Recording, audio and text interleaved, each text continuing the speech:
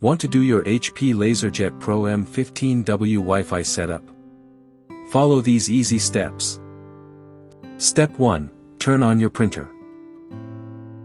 Step 2. Add sheets to your printer. Step 3. Press and hold the resume/cancel button for a few seconds.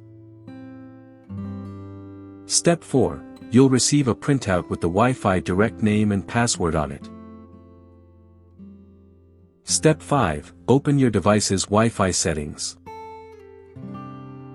Step 6. Ensure your Wi-Fi is on and search for available devices. Step 7. Once your printer's Wi-Fi direct name appears, select it. Step 8. Enter the Wi-Fi direct password and connect or join.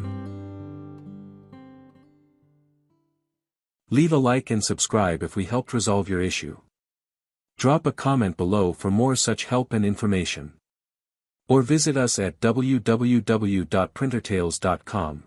Call us at 1-857-557-6884.